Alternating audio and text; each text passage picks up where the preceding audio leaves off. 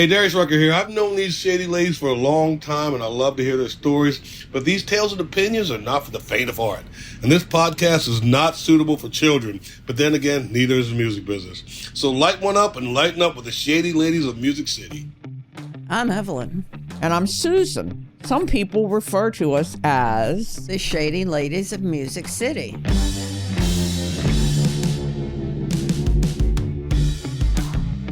Today we are going to chat with Trey Fanjoy, who is a very acclaimed film producer, director, video maven, who's won like almost 200 major music awards for the work that she's done, and is the first woman to ever win a CMA Video of the Year, and many other great accomplishments that she'll tell you about herself. So welcome, Trey. We're happy to have you here. We're so happy to have you. I've wanted to talk to you about this for years because, you know, you really stand out among women in town because you're not in any competitive business situation like a label or anything, and you are unique in what you do. And if you're the only woman, then it's not that competitive. Or I have to compete with the boys. It's just, you know, there's not... Well, they're easy to take on sometimes. I'm sure they are for you at this point. Yeah, well, I don't even really think about it. I think if I would have thought about it when I first started out, I might have been discouraged if I would have known the statistics and the odds. But I just kind of went barreling into it, not having any idea. That's right. I never looked at statistics. There were no statistics back then. Right. That's right. And there was no, Me Too. What is it called? Hashtag Me Too. Yeah. There was no Me Too. There was nothing. You just, if a guy harangued you and it was at work, it was the good news. That's right. Right. I know. So it's definitely a different generation of, you know, what we've endured. But I have to tell you guys both how happy I am to be here. And, it's a full circle moment for me because at the beginning of my career, somewhere in the 90s, you guys were running Asylum. You guys are the OG feminists before it was trendy and cool to support women. I knew you before that. Yeah, you did. It's kind of shocking to think that was the beginning of your career. That was was sort of the end of ours, it seems. Right, here's the ring. Oh, wow. Okay, my heart. Look at that. Wow, that goes back to mid-90s. Isn't it beautiful? It's beautiful. Well, why don't you explain what you're talking about, Susan? What? Why don't you explain the ring? When Laurie and I first hired Trey to do her video that she did about Keith Whitley called If You Come Back from Heaven. I was producing. You were producing. So I didn't direct. Who directed it? Let's see. And I'm trying to remember I don't know that's the name of the track, but it was Jim Hirschletter directed and I produced and fell instantly in love with Susan. Well. And you liked a ring that I had on. So I did. Not knowing you were Jewish, I gave her a ring with a cross on it. Well, she always liked crosses. I wear a lot of crosses.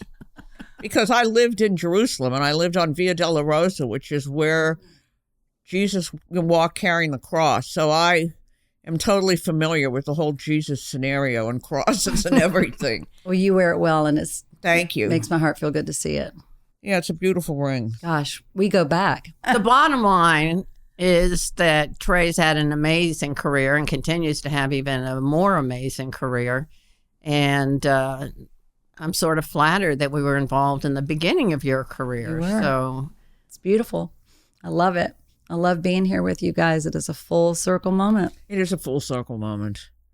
And I know you don't remember me from this one video. But, they don't have credits written in at YouTube for who directed and produced the video. Another thing the industry should fight for is credit for everybody. A lot of filmmakers now, because so much stuff is not seen on network television anymore. Because, CMT and MTV, the networks used to put directors' names on pieces. But now that everything is really the main source is from streaming and YouTube. So now a lot of directors build almost feature film-like credits on there. Right. So they can get recognized. Well, that's a shame. I didn't even realize that because truthfully, I haven't watched a lot of videos lately. Wow. And that's really a sad statement, to think that you would think that people have become more interested in who the filmmakers are and who's involved in Those video filmmakers are the feature filmmakers of tomorrow. They are. Yeah.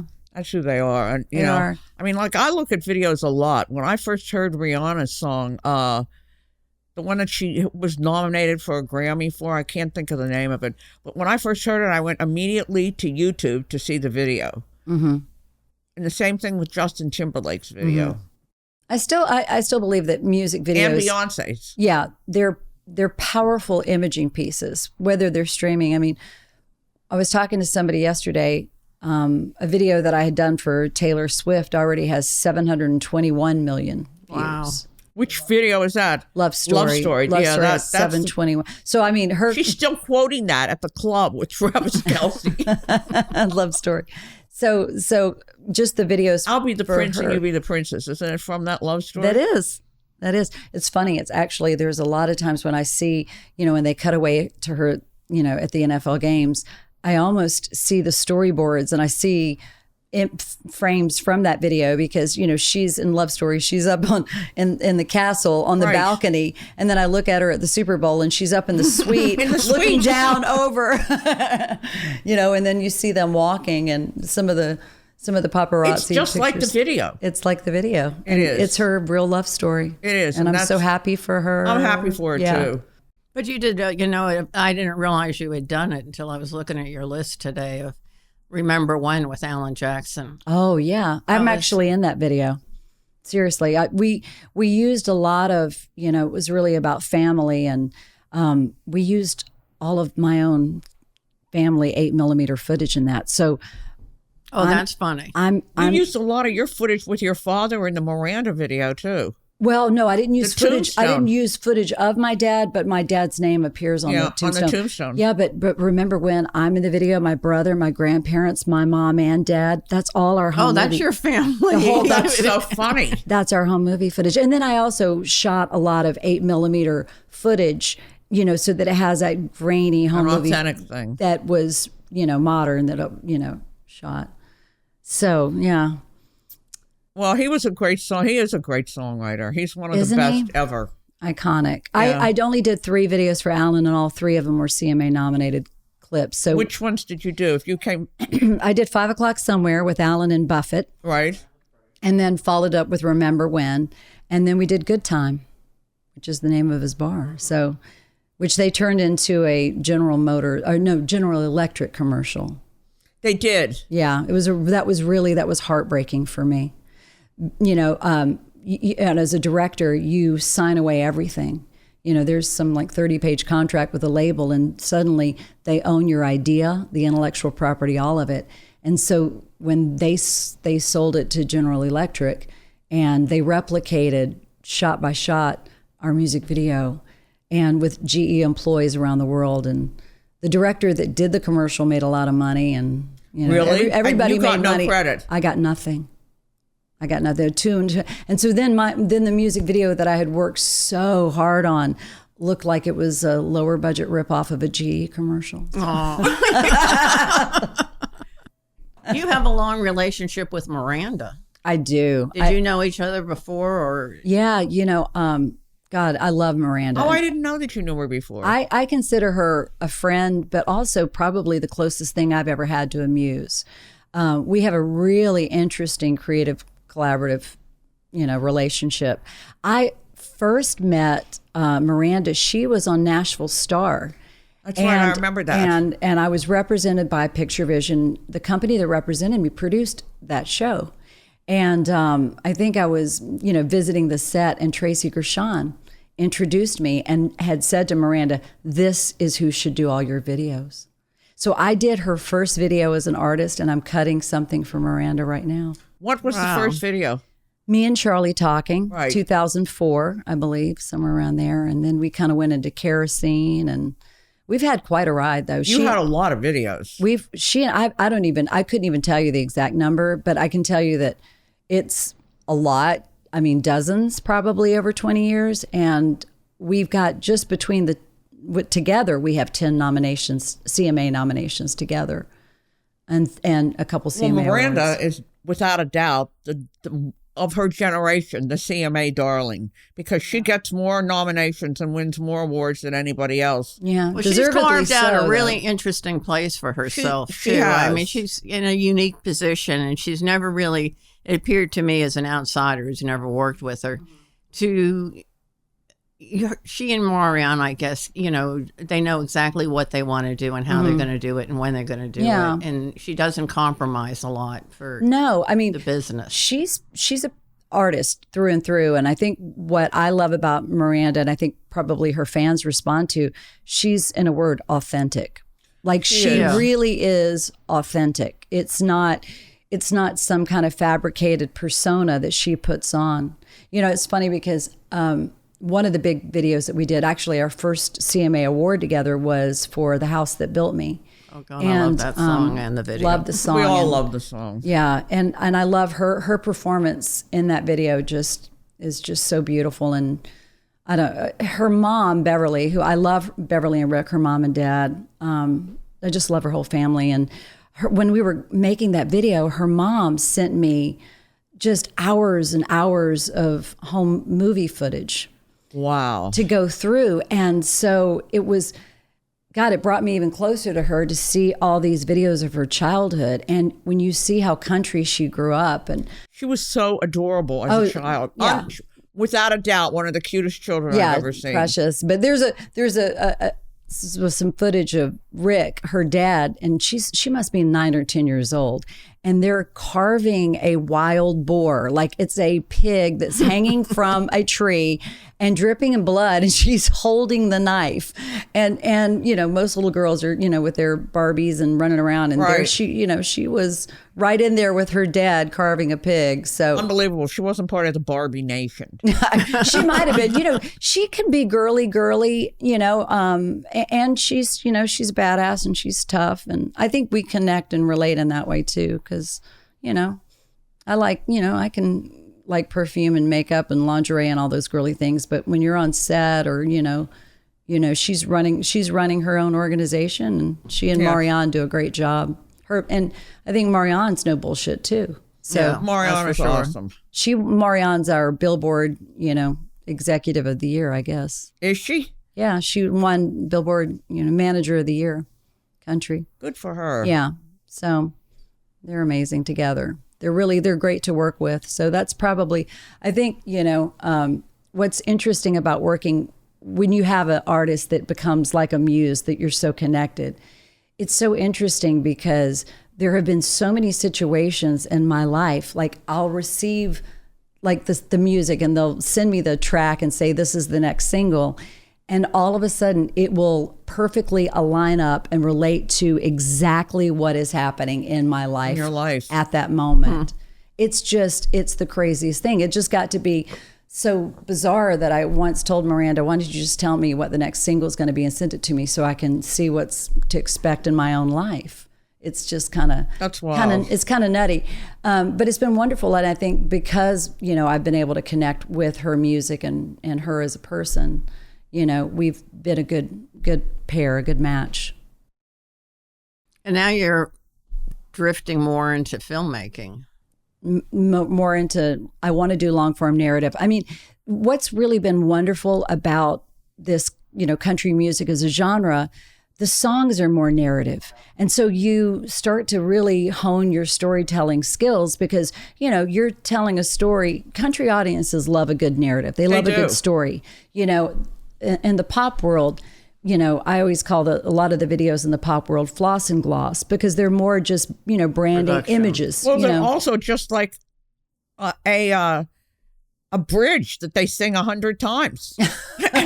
That's the song. And what do you do as a video director? You have to make up something interesting to go with it. It's probably a lot of choreography and a lot of, hot girls and, a lot of the cliches that you find. And, I call them floss and gloss. They become kind of style over substance. But, in the country world, the country audience loves a good story, whether it's in song or video. And so my job then is to try to tell a story and, something that's not so overly literal that it's like say trucks, sea truck. I want it to have another layer that makes you feel something that you might not have otherwise found in the track. There was something in that truck. Yeah, right. Well, I'll tell you, the one that I love, the one that I love is the one you did about with the white stallion out in the woods when Blake's brother died. So that's a really, really special. I think our work, that was such a bonding and such an intense moment for Miranda and I. I'll tell you, so the track that Susan's talking about is called Over You. And it was a song that Miranda had written with Blake when she was married to Blake Shelton at the time about the loss of his brother. Which was big. And so when I first got the song, the label sent me the track, and I was just told, I got it before the holidays, and I was told, by Tracy Fleener at the label, just make sure you give us a treatment by the new year, by the first of the new year, because we want to go, in January on the video. So they send me, they send me the music, and I thought it was really beautiful, but it wasn't like I was deeply emotionally connected to it. But have the music. I go down to visit my parents for the holidays, and when I show up, my father's dying, and really heavy. So, and if you know the lyrics from Over You, it's like, I still remember the presents, the tree, you and me. It's about loss at the holidays. At the holidays. And so there my father is at Christmas, and my dad is dying, and my parents he was emaciated and hadn't told me. So I ended up, and my dad had, up until the cancer, had the most thick, gorgeous, gorgeous white hair. And my dad collected pocket watches. So if you see in the narrative, she finds a pocket watch, and it's still running, but by the end of the video, it stops. I always wondered what that meant in the video. My dad collected pocket watches. He was a railroad guy. And then the white stallion represented my dad. But if you see the tombstone, so 48 hours before we're supposed to shoot, my dad passes. So my longtime production designer, Ruby Gadara, she puts my dad's name, and not the year, because we were doing something that, it was a little bit more timeless. But, and what, I'll tell you something, here's the craziest thing of the whole thing. So if you look at, at the end of the video, Miranda puts the watch up on top of the tombstone, right, where my dad's name is. My dad only gave me one watch. That was not the watch. That was something that Ruby had, secured. That was from the art department. But the time that's on that watch, my dad gave me one watch, and it's in the back of a bottom drawer, and I pulled it out, and the time matched the time exactly. The time that's on the watch that's on the tombstone. So that was kind of a crazy thing. So I never fixed the watch because it still has that time. But that's interesting. I wasn't there by my dad's bed when he did die. So I don't know. I just look and see what his time of passing is. But that would be really, that would be too spooky, Lukey. Yeah, that would be too spooky. But it's super special video. I lost my dad, but also Miranda had lost a dear friend of hers who had been killed in an accident, kind of a Good Samaritan thing, helping somebody on the side of the road. And he was killed the day before we shot. So they closed the set for us. And my dad wanted to be cremated. So I knew that if we pushed the job, we'd have to redo the whole thing over. So we just got through it. And then as soon as we wrapped, I got on a plane and went to join my family. So it was we were both very tender and raw. So I think a lot of what comes out in that performance and that video is just so real. It is. And it's, now that won an award, didn't it? It didn't. Oh, you know what? We lost a red Solo Cup. Oh, you're kidding. as that would happen. But that's one of I think that for me, that music video for Over You is about as deep as it goes for me. Yeah, I thought that was my that's favorite about one as of deep as it Miranda's. goes. And when we wrapped camera, as soon as we were done, Miranda and I think we both just lost it. We held it together and we just both cried and cried and cried, and everybody left us alone, and we just, till we howled.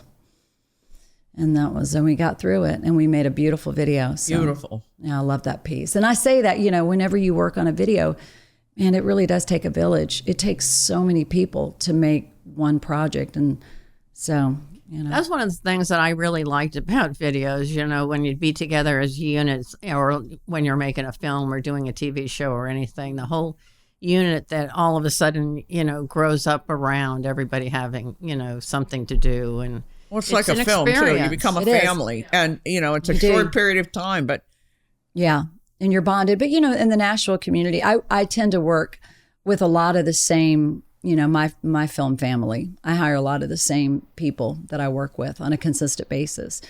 If you're good. Yeah. if you're not good at your job, you don't get invited back to the party. no, well, who blames you? But I have a tribe of really, really talented creative collaborators that I work with consistently. So, do you find that being a woman has made it more difficult for you as a video? It doesn't sound like it. I don't think so. I think that I think, well, thanks to people like yourselves and, people, Nashville was, I think I was part of the demo, by being a woman. And at the time that I came in the scene, being a young woman, I was kind of part of the record buyer. I know that, I think that, my work with Keith Urban, I think being a woman kind of actually helped, Well, I can imagine being a woman helps a lot because, the same as it was for us and, particularly in PR. Women have a calming influence quite often on the artist. And Sensitivity level goes up. Yeah. And, we're by nature nurturing. And I think that I bring that to the set, both with the crew and the artist. I'm going to, I really, I want to take care of the artist and the people that I work with. Which videos did you do with Keith? I hate to act ignorant. I think we did 9. Oh, my God. Yeah. We started out in the beginning, but for the grace of God, but some of my favorites, though, I really love Somebody Like You. I love that video. And that really kind of took him to the next level. That song and the video were so, so big. I love that. And we did kind of a 1-2 punch, that and Raining on Sunday. Yeah, that was a great one. I love those. But I love that whole Golden Road record. That's just one of my favorite Keith records. the premise of this season is really kind of then and now. Susan and I representing then and, what's happening today. Just out of curiosity, is there more interest in videos now than there was then, or has it shifted at all in terms of does everybody get a video? Do they still have the big budgets? I'm working on something that has a really substantial budget right now, but both are iconic artists. I think that for newer artists, they spend less than they used to for younger, newer artists. But I still think that they have a lot of power to connect, and also like branding, imaging.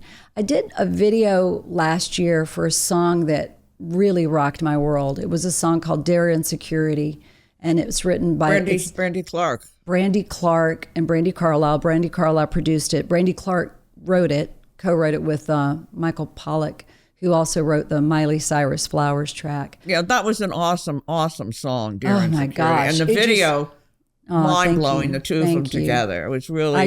I love that song so much. And I love when I have the opportunity to create a video that I feel like really elevates and,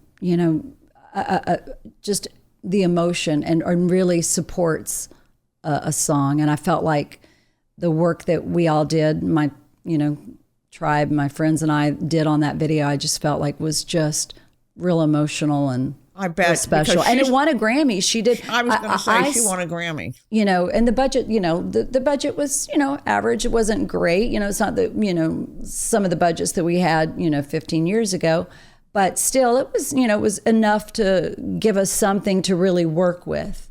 And I think that's, God, my heart goes out to a lot of the younger filmmakers that, my first budget as a director was $75,000. Really? My very first job. Yeah, well, the budgets were really big back then. Yeah. So, and I think just, your imagination becomes limited, by the what you can do by, these low budgets. Well, it seems now that everybody just runs around with the phone or with some kind of small, like little camera, Right. and they all want it to be, like a discovery of Justin Bieber or something sitting at home on his bed playing his guitar. And like the labels are trying to fake it like that. Listen, I'm of the MTV generation, so I have the attention span of an ant, and I get bored with, it has to be intriguing to really pull me in, and the kind of videos that I want to watch as a fan. We were talking about Love Story. If Love Story is like, okay, yeah, you want to shoot it on an iPhone or a Canon 7D, something, but you still have 17th century ball gowns and costumes and extras and choreography, and it was pretty epic, and it presented Taylor Swift in a way that was iconic. It was iconic, and she's never lost that. That video, I would say, represents her more than anything else, because there she was at the Super Bowl party with Travis Kelce, and he was going, "You'll be the princess," and she was going, "And you'll be the prince." And I thought, oh my God. Back to movies. So my background here in Nashville, doing much more narrative work. I got good at telling a story in less than 4 minutes with no dialogue. Right. Yeah, so what are you going to do with an hour and a half, movies 2 are hours? easier. Really, we have lines. It makes it easier. But I have a background. I was part of the Neighborhood Playhouse in New York, and when I first started out, before I got into production for a bit, I was doing stage and I was acting. And so I studied with Sanford Meisner, who was kind of a luminary in American theater. And, right. And that kind of has also given me the skills to get great performances out of a lot of non-actors. And so, but I love telling stories, and that's kind of where my head's at. I did one movie for Sony Pictures a couple of years ago, and have something that's in the pipeline now that it's been really developed, and it's got a great team wrapped around it. Is it an original, your original story? Yeah. Oh, that's good. Yeah.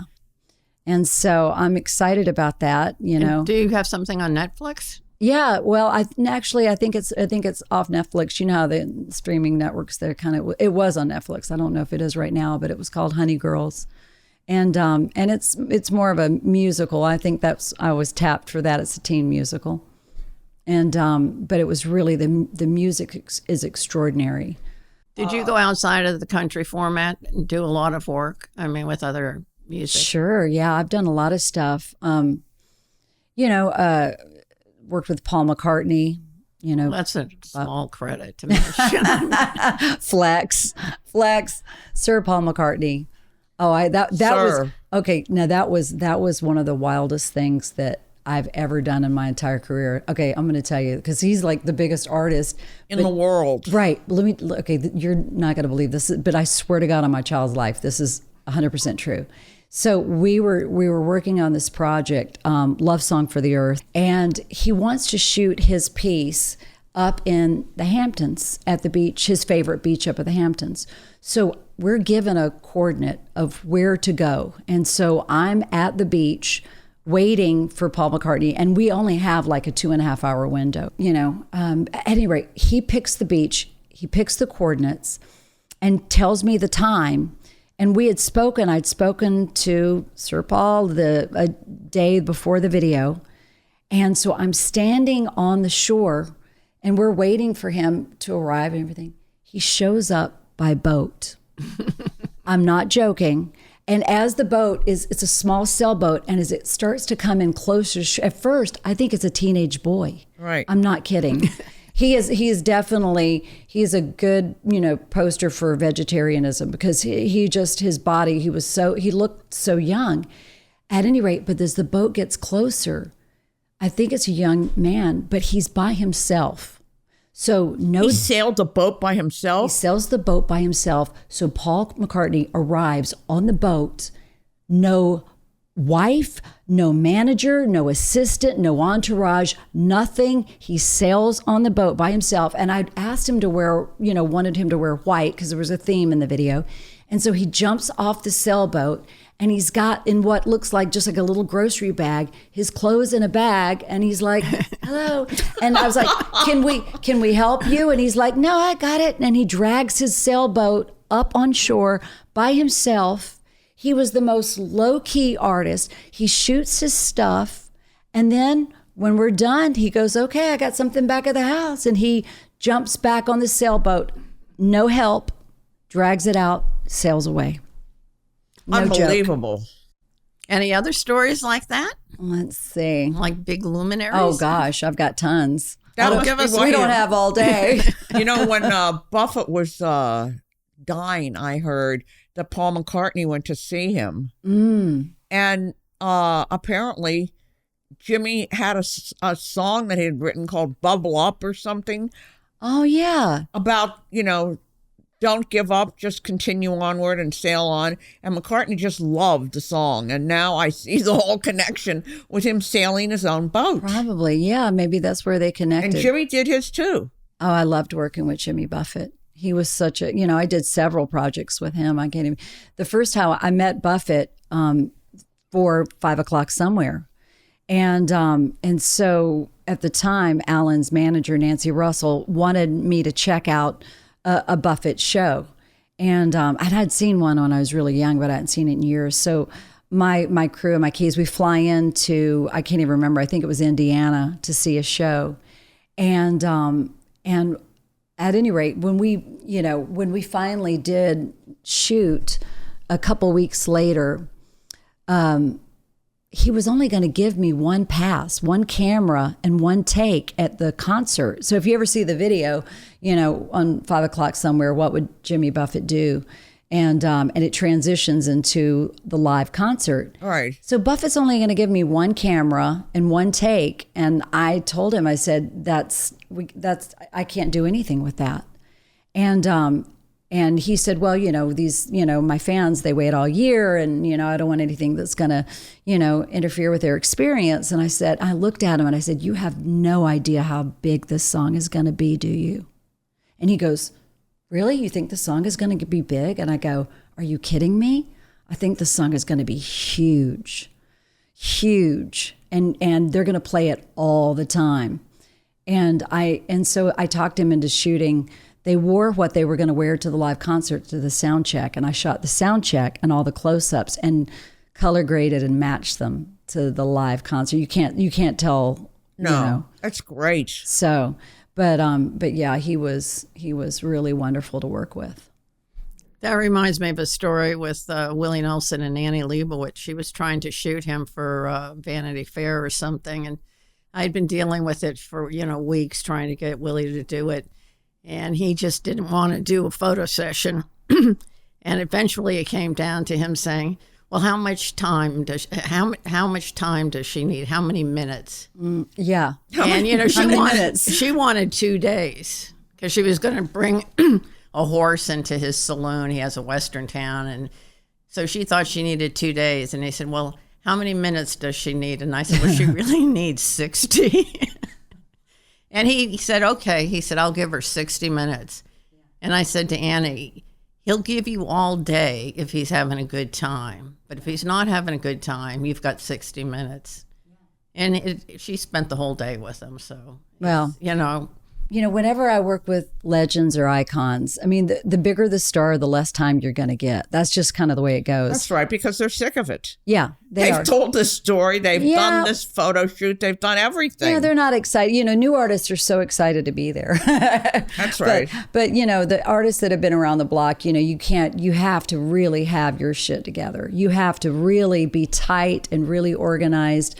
And I usually typically run 2 cameras, I usually, most of those legendary acts, I usually shoot them 4 hours or less. With George Strait hadn't done it when I approached him.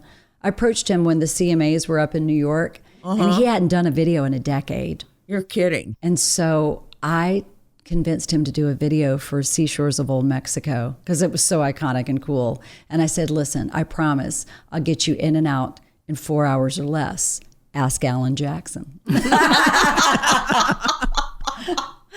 And he went for it. And he went for it, and we had such a great time. But, here's something wild. In that video for Seashores of Old Mexico, Merle Haggard is supposed to be the buddy in the video with George. Ah. And did he no-show? Yeah. So that's kind of what happened. And that was a huge budget video. I mean, it was epic. It was like a little mini movie. He hadn't done a video in a decade. In 10 years. So it was like the label was ready to throw down, let's make it a moment. And so, we had already shot so much of the storyline already. And so, George had his plane waiting in Fresno for Merle Haggard to get on the plane.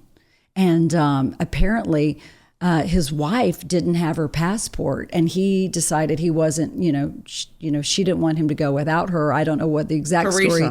Yeah, I don't know the exact story between the two of them, but he didn't get on the plane. So I'm calling the casting director in LA, and I'm now, because I had already cast someone to look like a young Merle Haggard, we cast, I think, Jimmy Infeld, who's a rockabilly artist and friend. He was playing the young hag. So now I have to cast somebody to play the older Jimmy Infeld, and the actor almost missed the flight. I mean, he flew and literally had his passport and a little like grocery bag with a change of clothes and jumped on a plane and got there, with it. Literally, he told me he got on the plane as they were shutting the gate. And then we shot his footage the next day. And that's the guy that's on the beach with George. The last video that I did for Taylor, I think, was White Horse. And boy, was that hard. It was really, really hard because it was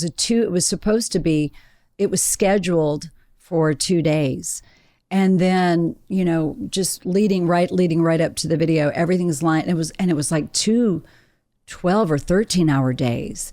And then she got offered to perform on Saturday Night Live. Yeah. And it was her first time to perform on SNL.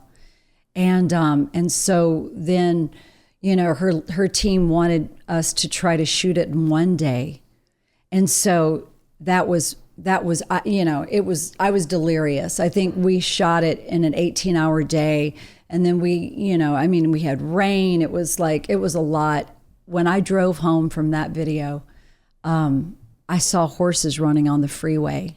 And of course there were no horses. I mean, I was delirious. I had been up so long and it was so hard. And, that's the thing as a director, when people make those kind of decisions, it's not like I get overtime. I'm just a percentage, I'm a percentage. That's right. So that was super tough. That was the last video that we did. And, I think as she began transitioning into pop and other things. Her videos totally changed. Yeah. I mean, not that, but I direct pop videos as well. But I think there was for her a distinction between, Nashville and, the next step for her, So of all the artists, it seems like you have a long relationship with Keith Urban. Is he your most, like, the guy that you sort of identify with as one of your pet guys, Yeah. I love Keith. And, I knew Keith before, I was directing and before he was famous. In fact, back when we were really young, we all kind of lived over in Berry Hill. And for people that don't know Nashville, Berry Hill is a little area and there's a lot of recording studios. It's the neighborhood in Nashville. And that's where our offices were for Bandit Records. And so I used to live in Berry Hill, and so did Keith. And, in our little friend group, we called ourselves the Berry Hillbillies. Where did you live? And right on Azalea. That's when we were on West Iris. Yeah. And so I fed Keith at my table when he was, a struggling musician, and when Anastasia was managing him, right. I helped her at Jack's Guitar Bar, taking money at the door. I think it was like $3 or $4 to see Keith back then. I remember when we signed Casey Chambers, who's an Australian singer. Yeah, wonderful. And Keith came around to wherever we were showcasing her and stuff. And he hadn't had success really at that point. I mean, it was just starting to happen. No, I remember at Asylum, I started getting tons of pictures from Keith Urban, and I had no idea who he was, but I knew that he was really prolific. Yeah, it's crazy. Yeah, but look at the difference in the songs that are coming out now that came out, for instance, when Merle and Willie and Christopherson and Johnny Cash were all writing. Those songs are like timeless. Mm-hmm. I don't think a lot of the songs today are that timeless. But I don't think people even care about timeless anymore. Everybody has the attention span of a gnat. They want to get on to the next thing and the next thing and the next thing. Nobody's looking back that much anymore. Yeah. I mean, I don't know if that's the industry. I think, some of the artists that I'm still friends with that I know, they do still want to leave a legacy and make a mark. But there seems to be just culturally. That's because it's them. Yeah, it's them. But culturally, we have disposable content. We have, yeah, I feel like a lot of the songs are disposable Well, now. it's the TikTok generation. Right. It's all changed from when people used to sit around in the round and play each other's songs. I mean, you can That see. might be what young people do. We're all older, and we're not sitting around with that fresh blush of creativity and singing songs to each other and writing together. That's really a young person. Well, I think that Morgan Wallen and Hardy and a couple of those people still do it together. Sure. It's just that their songs are not, songs that I can remember for that long a time. I mean, but we just talked about Dear Insecurity, and I think that song can last. A few years ago, I did Bring My Flowers Now with Tanya Tucker. Yeah. Also Oh, yeah, Brandy that was Carlisle. great. And I remember the first time I heard that song was just phenomenal. So I think there are those songs that will endure, there are, but Not that many. But we live in a kind of disposable We do. culture. And music is disposable and the films are disposable.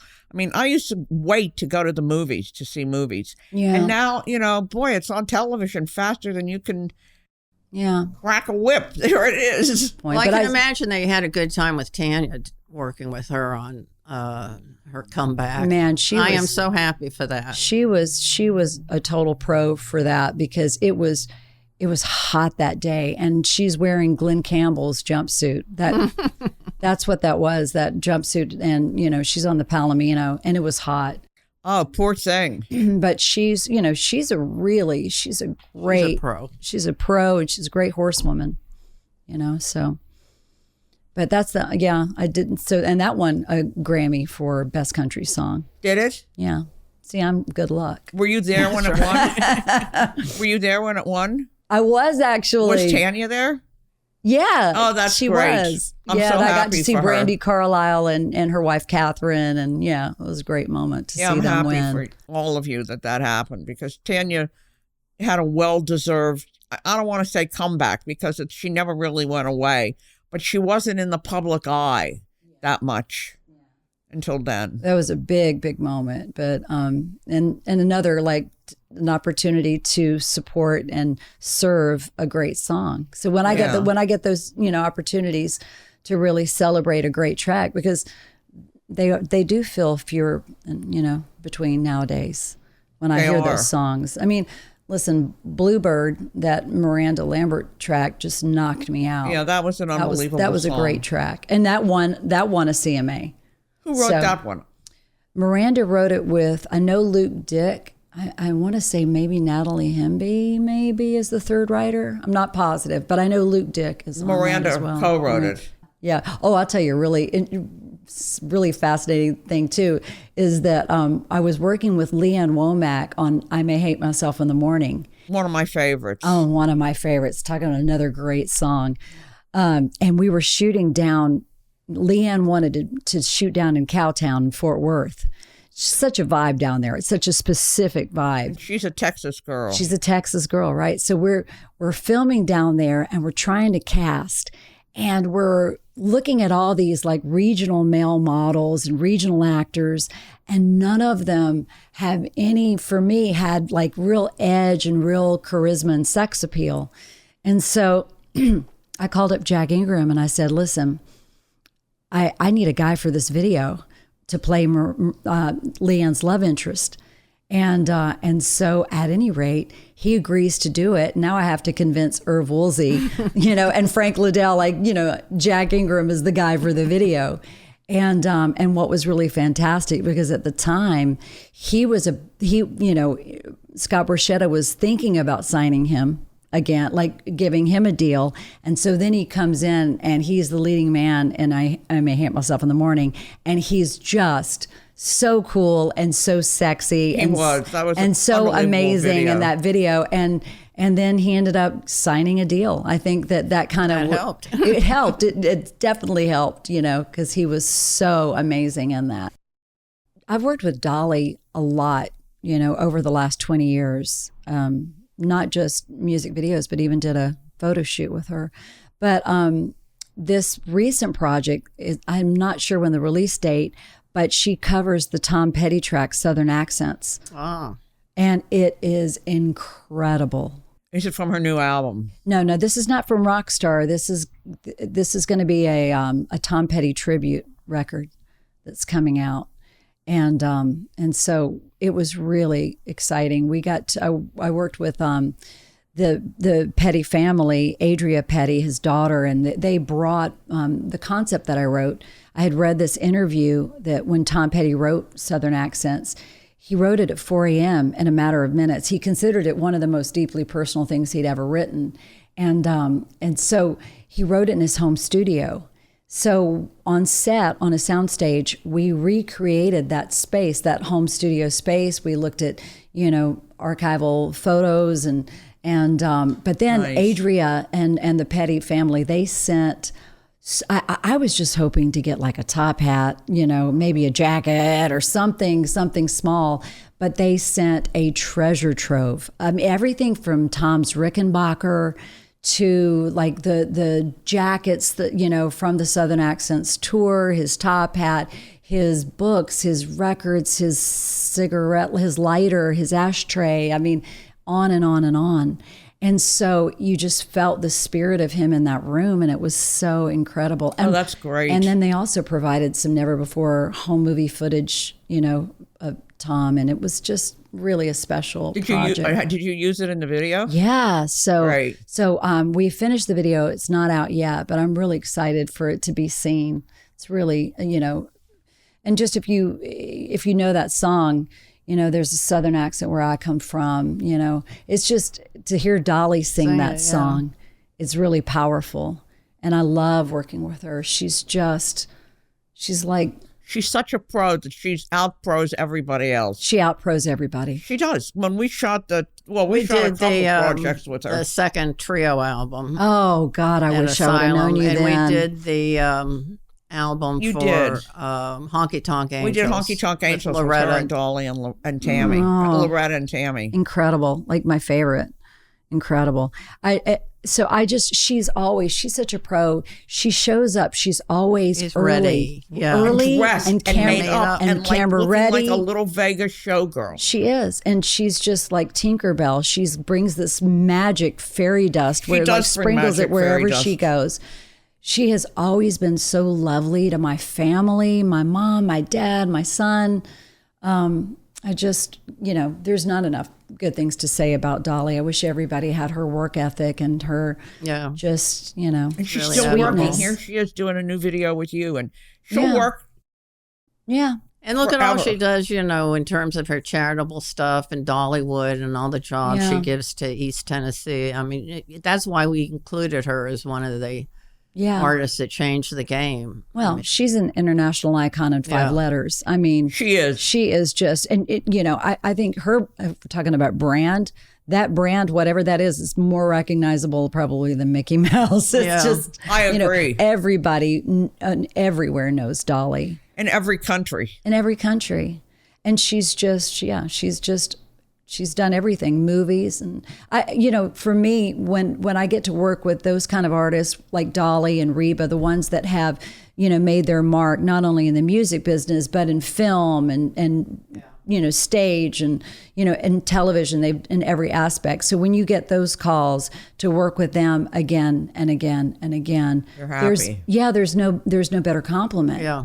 Because They're so professional. They're so to have achieved professional. what they've achieved, and they recognize that in you. You're right. Yeah. And they can pick and choose who they want to work with. That's right. So that there is no bigger compliment, when you Paul get to work with McCartney's those. story is a standout story Is for that me. just the craziest? That is so crazy that he came sailing up by himself Yeah. with his stuff in a little bag. It just goes to Yeah. show. And just, sailed away, shot for a couple hours and said, okay, What more could you ask for? that's right. Well, we want to thank you, Trey, Thank for you so spending much, so much Trey. time It's with been us. my We honor. really enjoyed it and learned a tremendous amount about Yeah, we did. It was really an informative podcast. I think people are going to love it. I do want to thank you both for having me here and also for helping me, giving me a start. as a young Wow. director. You know, you guys. Well, I'm were, very excited about that. It worked out. Hey, we can add thanks. that It worked out to- really well for me. So thank you.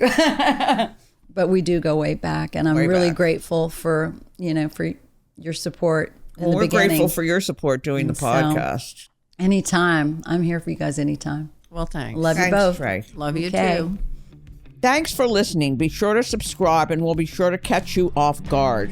So light one up and lighten up. Share and tell your friends, then rate, review, and subscribe. Don't be quiet about this. We need you to tell everyone. And we mean everyone. We are putting our faith in your hands. We are. For more information on the podcast, please visit www.shadyladiesofmusiccity.com. Shady Ladies of Music City is recorded and produced in Nashville, Tennessee, and presented by the Morris Hyam Management. Our executive producer is Clint Hyam. Our producer is Kyle Quigley. Our engineer and editor is Robert Schaefers. Robert has also written and performed our theme music.